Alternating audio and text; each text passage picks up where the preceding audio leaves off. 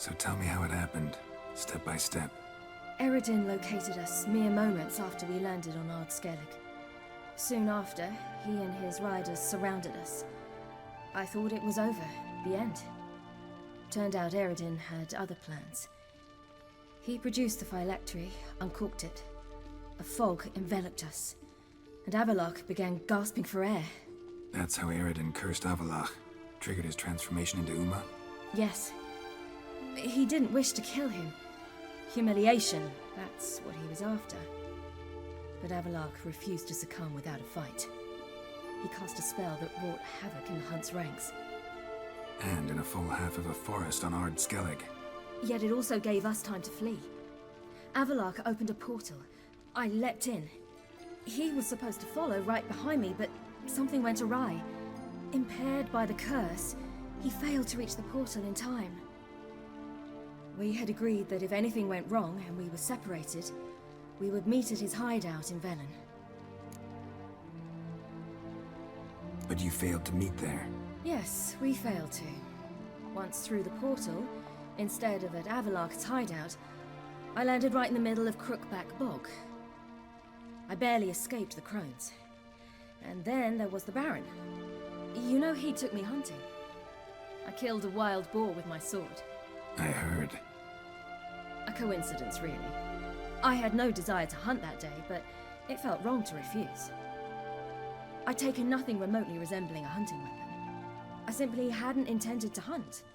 I was wandering through the forest, breathing deep the air. And then I heard a strange sound. Unsettling. Boar attacked you? Mm-hmm.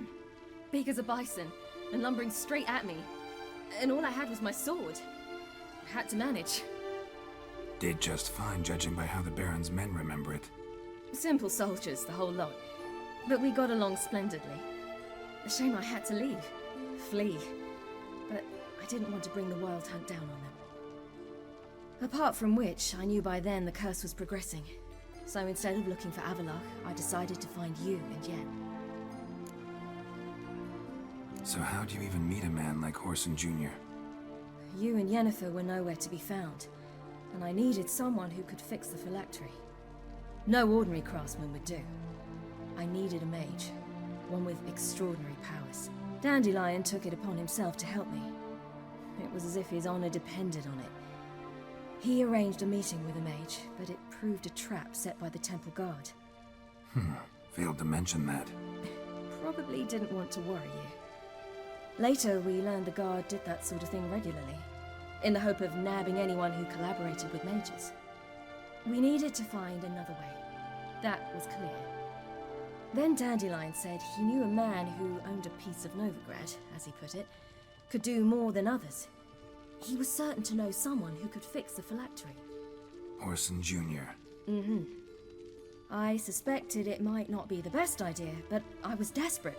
I had no choice. You suspected right. Horson was not the ideal partner in crime. Damned simpleton got it in his head that we cheated him and kidnapped Dudu. Who you promptly freed only to have to flee to Temple Isle. Great idea. We hadn't planned it. Had no time to consider. We just bolted. I didn't even realize the guardsmen were driving me into a trap.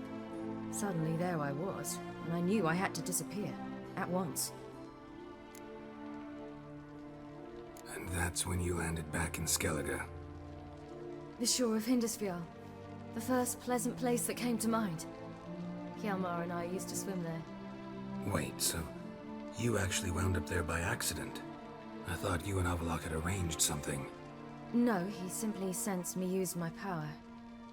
Just as Eredin can sense where I am, where I travel. In fact, Eredin arrived soon after I did, his riders in tow. Once again, things happened quickly. Lofoten, the hunt's attack, my flight. And then, dreams. Just dreams.